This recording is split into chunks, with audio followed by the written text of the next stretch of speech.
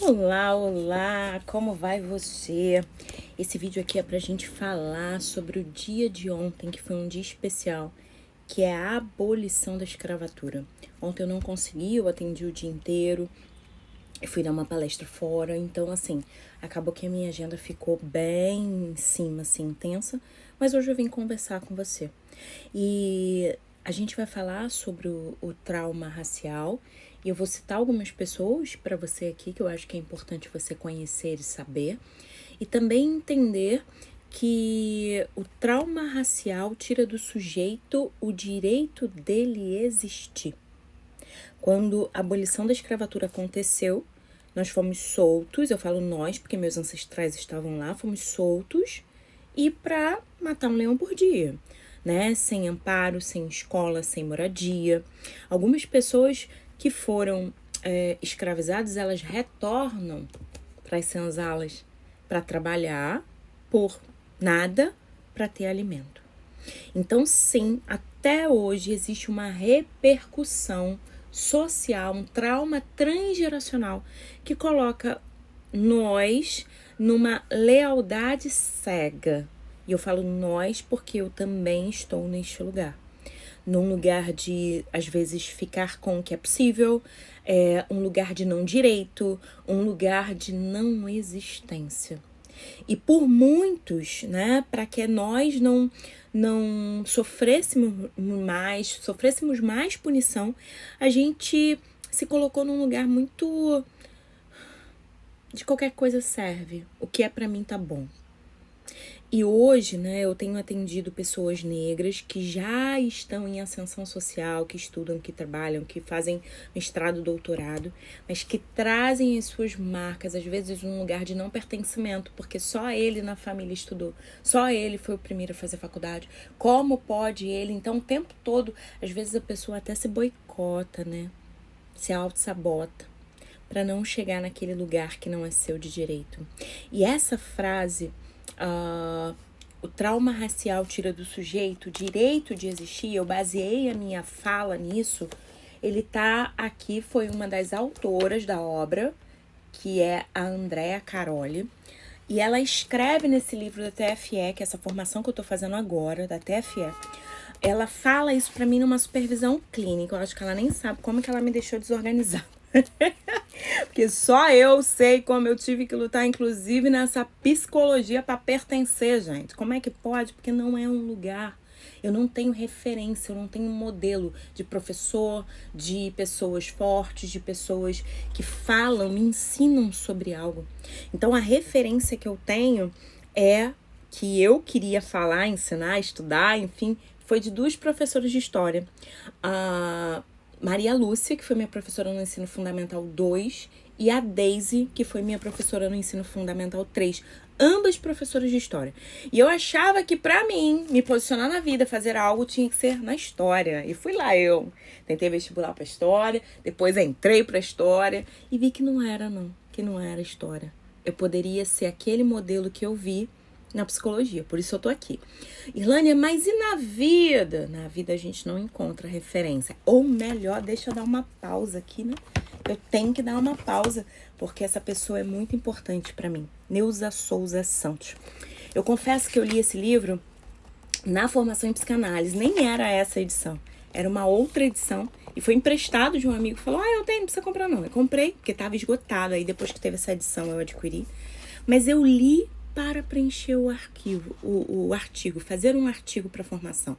Eu não olhei e vi e mergulhei. Quando lançou a segunda edição, essa edição que eu não sei qual eu comprei a edição de comemoração, né, de primeira edição, segunda edição, exatamente. Eu comprei essa aqui e li e já mergulhei um pouco mais. Quando eu estava em algum período na faculdade, eu tive um professor Osvaldo, que falou pra mim, Irlânia, posso te fazer um pedido pessoal? Posso. Pode. Você já leu Tornar-se Negro, de Neuza Souza Santos? Já li. Você pode escrever sobre isso na sua perspectiva de estudante de psicologia? Posso. E aí eu escolhi Tornar-se Negro, e tornar-se pessoa de Carl Roger. Porque o Carl Roger, ele fala de muitas coisas aqui. Primeiro que ele era da agronomia, ele tinha uma outra área de ação, mas lá na agronomia ele tem um professor que fala para ele assim, ó, Carl Roger, você precisa ser uma espingarda, não um caminhão de munição. Você precisa ser potente no que você faz. Então, se é com a caneta Bic, é com a caneta Bic. Você precisa entender quem você é. E eu acho que o tornar-se pessoa, terapia centrada na pessoa, tudo isso veio muito no olhar de um direito do sujeito existir sendo quem ele é. Ele não é errado, ele é aquela pessoa. E eu li, escrevi o artigo, foi maravilhoso. Eu tive uma professora linda, Neilza, que me deu esse texto aqui, ó. Eu guardo ele, tá amarelinho, tá vendo? Que é Vivendo o Amor. E é da Bell Hooks, depois eu fiz a minha biblioteca da Bell Hooks, mas ela fala assim, o amor cura. Nossa recuperação está no ato e na arte de amar. Meu trecho favorito do Evangelho segundo João é o que diz, aquele que não ama ainda está morto. Só que ela fala aqui que a mulher negra, ela não teve o direito de amar, até porque no nosso Brasil, a mulher negra ainda é vista como a cor do pecado, a sensual, a sexual. E muitas pessoas querem a mulher negra para usar o corpo caliente. E não é sobre isso. A gente pode dar muito mais na vida. E isso é um estigma que às vezes não é compatível. E mesmo se fosse. Nas terapias do trauma, né, o professor Franz Ruppert, ele diz que a pornografia, ela tira de nós o íntimo, o guardado, o seguro. A pornografia, ela faz com que um sujeito adulto olhe para uma criança e deseje possuir. A pornografia, ela faz com que a gente olhe para um homem, para uma mulher negra e fale, é quente, eu quero na minha cama. Isso é o que a pornografia faz. Ela mata a identidade da Irlânia, mas tem as profissionais, eu tenho certeza. E eu já atendi muitas mulheres que elas não são felizes na essência, tendo que trabalhar por ser violada o tempo todo. Quando você lê Bruna Surfistinha, quando você vê o filme, tem um filme que é Amor de Resgate. Esse filme fala de uma mulher que está na prostituição e você vê como é o sofrimento delas. E elas são brancas. Imagine uma mulher negra que é colocada neste lugar de não pertencimento, de que tem que ser usada, que as solicitações dela não são atendidas, que os direitos delas são violados. O trauma racial não fere apenas a pele, ela atinge o núcleo de uma pessoa. E quando a gente fala disso, né, o trauma racial, ela tira o direito de existir, eu gostaria de ler algumas coisas que a Andrea Caroli colocou aqui, que para mim fez muito sentido. Aquela reflexão de Maya Angelou, né? Que é... Deixa eu ver aqui, ó. Não há agonia maior do que carregar uma história não contada dentro de você. As pessoas negras, elas não têm a sua própria história contada. Eu fui dar uma palestra numa igreja que eu não faço parte. Eu fui lá porque eu fui convidada como psicóloga. E lá eles fazem uma árvore genealógica. Aqui, na terapia de família, a gente geralmente faz até a 4ª geração. Lá eles fazem muito, muito, muito antes. E ela me mostrou, ela falou, vem ver. E ela pegou famílias negras e pessoas que nasceram em 1800 e alguma coisa. Fulano, servo de fulano. Ali naquela certidão não existia meu pai, minha mãe. Existia que eu era serva de sei lá de quem. Que a minha família era serva de sei lá de quem. E que eu não sei quem é, da onde veio, da onde saiu. Até os judeus, até os italianos, os europeus, num contexto geral, que vieram para o Brasil, nós temos registros da entrada deles aqui. Os negros não. A gente não sabe. É servo, veio como servo de sei lá quem. Alguém comprou aqui. E a partir dali, aquela pessoa teve um registro como se ela não tivesse história. Então, a nossa história, ela é cortada. E aí a gente pega introduzir a ideia de que o racismo não é apenas uma questão social ou política, mas uma experiência psicológica traumática. E eu tô nessa pele, eu posso contar isso. Aprendemos que o trauma não é apenas um fato que ocorreu no momento do passado, é também a marca de que essa experiência deixou na mente, no cérebro, no corpo, marca como consequência duradoura na maneira como o organismo consegue sobreviver no presente. Então nós, negros, somos sobreviventes e ainda temos que lidar com certas coisas todos os dias. Uma vez uma médica negra me chama e fala assim: Irlane, é muito bom ter você aqui falando, muito bom te conhecer, porque o meu filho, ele conhece a pessoa que trabalha no mercado, as auxiliares da creche, o porteiro do prédio, mas eu tenho dificuldade de apresentar a ele um referencial de potência negra. E aqui a Neuza Souza Santos, ela fala disso, de negros em ascensão. Se você é um negro que está em ascensão, olha pro lado. Olha pro lado, joga a corda e puxa os outros junto com você. Para que a gente tenha mais gente junto. Para que a gente possa falar de nossas dores e a gente não venha normalizar a não existência, ok? Refletir sobre os impactos emocionais do trauma racial à luz da TFE, terapia focada nas emoções aqui, que a gente está pensando nisso. Como afeta a nossa identidade, o valor, a possibilidade de existir. E aí, pensar nisso é não falar assim, mas não é nada não. Não é, entendeu? Eu tive um professor na faculdade, ele era do Sul, e ele dizia que ele estava fazendo mestrado e tinha um doutor negro já formado que estava dando aula para eles, e eles saíam juntos da faculdade. E quando eles saíam juntos da faculdade, ele escutava no sinal vermelho o povo travando a porta, como se aquele homem fosse assaltar as pessoas. Vergonha, medo e raiva é o efeito emocional do trauma racial. A gente se sente envergonhado, com medo, com raiva, quando a gente tem a possibilidade de ser iniciado no maus tratos, a gente já se encolhe. Eu tô falando de um lugar próprio, tá? Me encolhendo de mim no meu lugar da vida. Quem tem direito a viver? O Augusto Cury, ele fala que o mendigo, o negro, o asiático, o judeu, o alemão tem a mesma capacidade neurológica, de raciocínio, de projeção. A diferença é o investimento que foi feito. Porém, entretanto, contudo, todavia, se a gente consegue olhar pra gente e dizer eu sou digno, eu não acredito nessa mentira que grita pra mim o tempo todo, eu vou lá e faço. Eu consigo adquirir novas possibilidades, mesmo sendo uma pessoa negra, mesmo tendo estudado no colégio público, mesmo estando numa aquém da sociedade. E você vai encontrar pessoas que vão fechar a porta para você, mas você vai encontrar pessoas que abrem a porta para você. A emoção, ela é uma porta de entrada para o trauma. A TFE vai nos falar isso, né? E aí a gente vai pensar assim, para mudar as pessoas, precisa tomar consciência da sua sensação e da maneira como o próprio corpo interage com o mundo que a rodeia.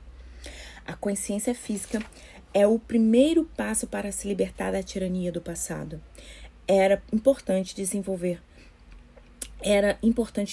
para a consciência presente o que havia sido usurpado. Quanto mais eu falo, mais parece que vai pensando, sei lá, as lembranças de estar só da responsabilidade. Suas mãos permaneciam na altura do peito, como se estivesse segurando ou guardando algo que dói muito.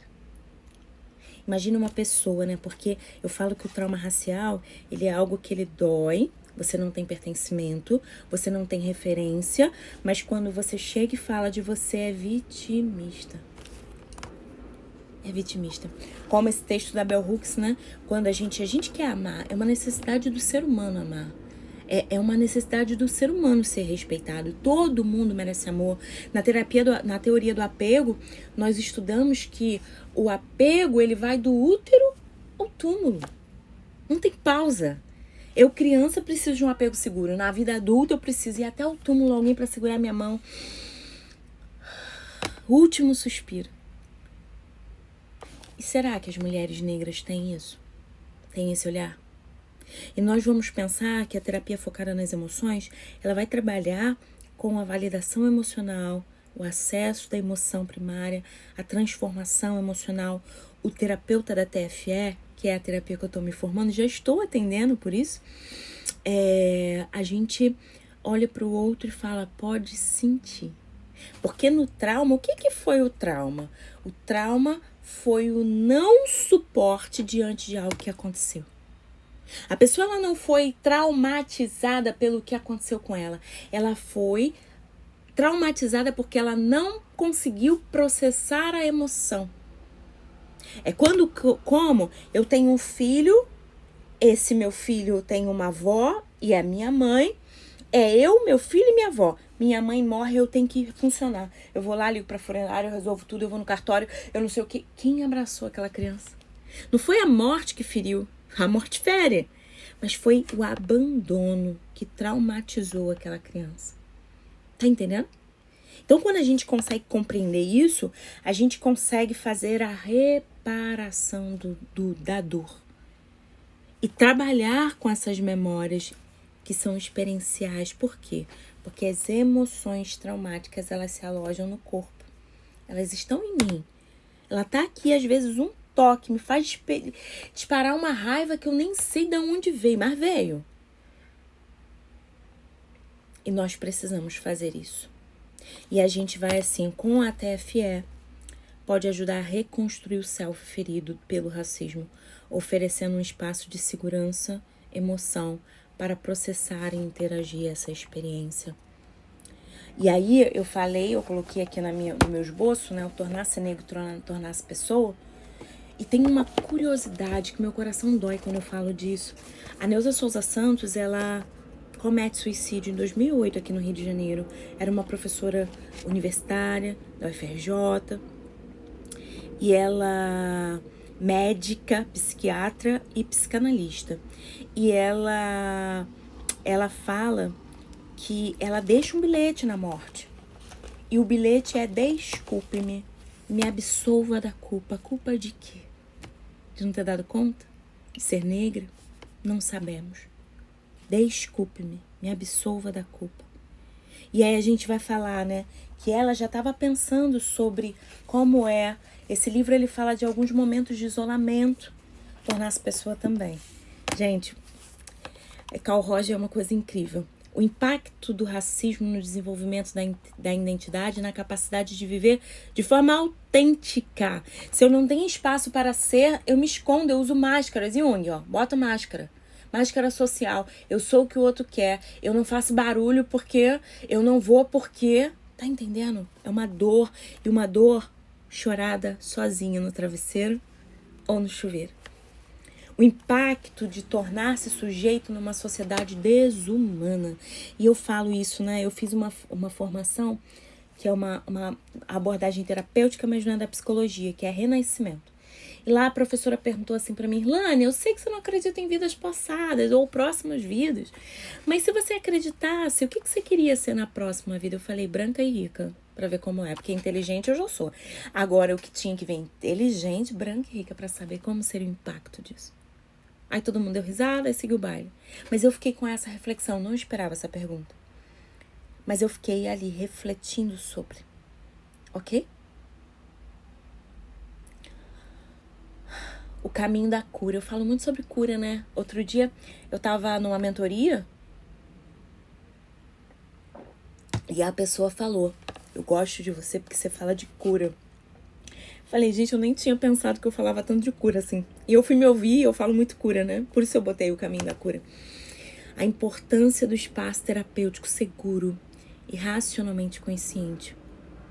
Racialmente consciente. É muito ruim você estar falando com alguém que não te entende. E tá menosprezando, invalidando a sua dor. Você tá falando: ah, que isso, imagina, levanta a cabeça. Ah, que isso, não é assim não. Eu tô falando, foi isso que eu vivi. Eu tive um curso no Recreio que quando eu entrei lá, uma pessoa se pôs à minha frente. E eu fui e falei: com licença. Aí ela falou assim: aqui não é o seu lugar. Falei: oi? Aí eu falei pra ela: quanto você pagou pra estar aqui? Aí ela falou: então, com licença, porque eu paguei a mesma coisa. Então, assim, eu não esperava por isso. Eu fui lá fazer um curso de desenvolvimento humano, meu povo. Desenvolvimento humano. Cadê os direitos humanos do meu curso?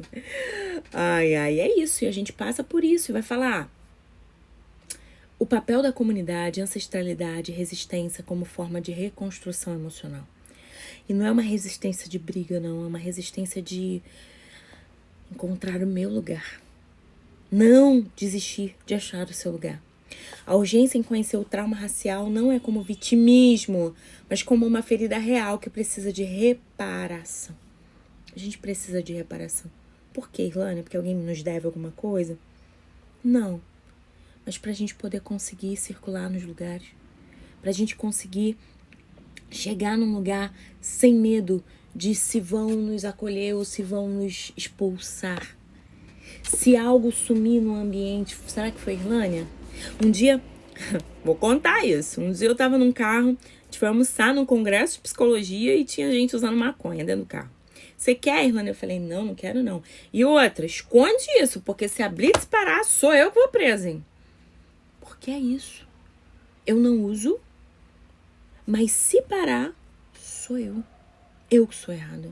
E por que, Irlânia? Porque eu tenho defeito de cor. Esse livro quem me indicou foi uma cliente. Irlânia, você tem que ler esse livro. Não chegou ainda, eu já comprei, mas não chegou. Tô lendo em PDF, mas eu gosto, sou velha, gosto do livro na mão, assim, pra eu pegar, riscar, marcar. E nós vamos retornar essa importância de reconhecer o trauma racial, e é o primeiro passo para desenvolver o sujeito e devolver a ele o direito de existir. E a gente convida a reflexão à prática clínica consciente. Porque, na verdade, eu faço terapia desde 2007, mas na faculdade em si, como eu fui psicanalista, era obrigatório, né? Na psicologia não é obrigado fazer terapia. Então, assim, muitos amigos que pagavam a faculdade com dificuldade, que só tinha dinheiro para a faculdade. Lembrei de um filme agora que não fala de uma negra, mas fala de uma pessoa que veio do interior, que é... é um filme que fala de borderline esqueci. Da Bárbara Paz. Vou colocar aqui nos stories.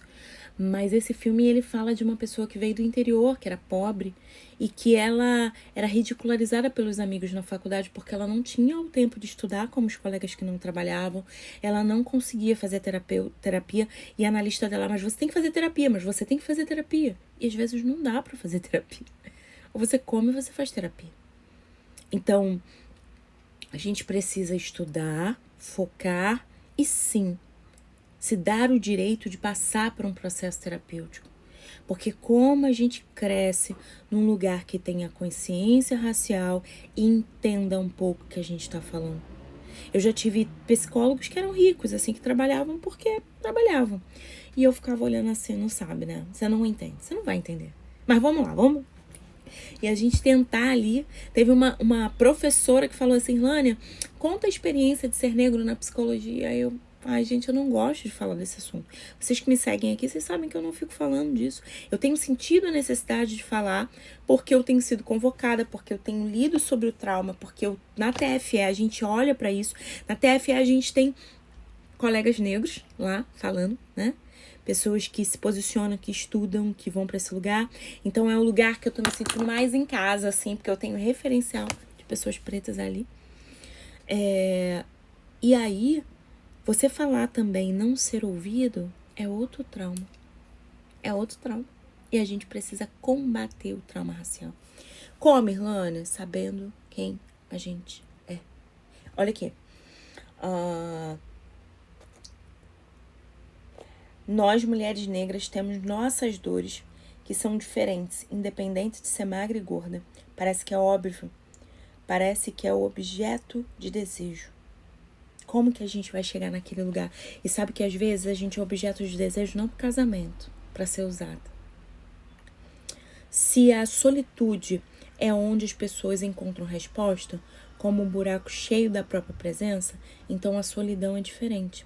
Ela é o vazio em tudo sem solução. E aí a gente vai pensar que como que a gente pode se curar. Embora ela esteja dizendo assim, engolir e silenciar tudo que é de corrosivo, produzido ao longo de tantas experiências abusivas, a gente vai precisar gritar, falar. E a Maya Angelou, que ela cita aqui, ela tem uma frase que diz assim: ainda assim eu me levanto. Ainda assim. Além disso, a gente vai ver mulheres negras que o trauma do abuso dentro dos próprios lares e a experiência de desamparo, de invalidação, de desproteção eram inevitavelmente fontes de contínuo esgotamento de sofrimento sentida por Mai como uma sobrecarga sem solução. E olha aqui, é tão importante a gente pensar, porque assim, como ela não pode falar, ela aceita que dói menos. E pensar num processo terapêutico que nos escuta, que nos acolhe, que nos entende, que nos deixa falar sem corrigir a nossa fala. Falar da nossa experiência a partir do que a gente sente, do que a gente vê, do que a gente faz. E aí, quando eu pego Neuza Souza Santos, eu falo, eu não sei que desculpe-me foi esse que ela escreveu. Me absolva de que culpa? Mas ela deixou isso aqui, pra gente se levantar. E como Maya Angelou, ainda sim eu me levanto. Eu tô vendo aqui agora, porque eu tô terminando a leitura desse aqui, né? Eu sei porque os pássaros cantam na gaiola. E a pessoa negra, ela precisa, mesmo na gaiola, cantar. E você sabia? Eu sou psicóloga, trabalhei com música a vida inteira e agora eu tô fazendo uma pós em musicoterapia que a gente fala que o grito, né? Tem um documentário da Neuza Souza Santos que é o grito parado no ar, o corte de alguém na terra. Que a gente precisa começar a cantar, viver e não ter a vergonha de ser feliz. Cantar e cantar e cantar a beleza de ser um eterno aprendiz. Porque nós não estamos errados em ser quem somos. Ser, poder, fazer, viver, pertencer. É o que nós precisamos ousar experienciar. Porque se eu ainda assim me levanto para contar que existe vida num corpo negro. E a abolição da escravatura chegou sim. Só que a gente precisa se olhar, se amar, se consultar para se curar e viver a libertação, a abolição da escravatura na nossa mente, no nosso corpo, na nossa alma. Espero que esse momento tenha feito sentido para você. Que se você conhece alguém negro que sofre de asma, porque o trauma racial faz com que as mulheres negras tenham asma, obesidade, sofram dessa dor, vivam em violência doméstica porque é o que eu mereço. Não aceite esse lugar e estenda esse encontro nosso aqui para alguém, para que assim, juntas, ainda assim, possamos nos levantar. Beijo grande para você.